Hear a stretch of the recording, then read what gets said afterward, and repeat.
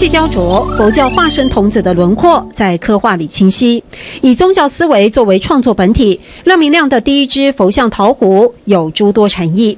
其实现在的人都太粗糙了，就是我们希望能够用文化的角度来提升它。细腻投注在一件件作品里。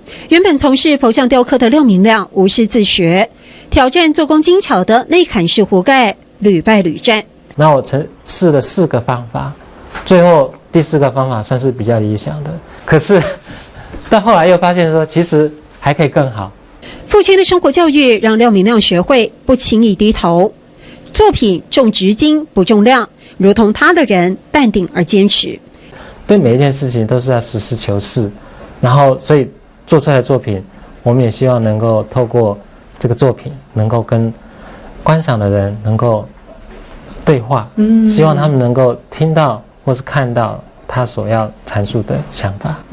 所以态度很重要，态度懂通幽。我们的请材，找我们的青菜不能随便。对对对，沉稳专注，廖明亮以禅入茶，也希望透过茶具的亲和力，拉近人与人的距离，用最虔诚的信仰品味生活与生命的价值。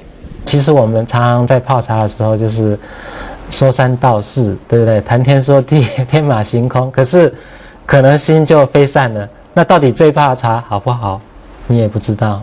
其实喝茶的时候，如果有禅的这种心境的话，那你就能够真正体会到茶的味道。廖明亮老师跟我们分享，实践梦想对他而言，一辈子都是现在进行式。唯有勇气、执着和企图心，作品才能感动人，而梦想才得以继续前进。态度懂通幽，做我们的青菜。态度懂通幽，做我们的青菜。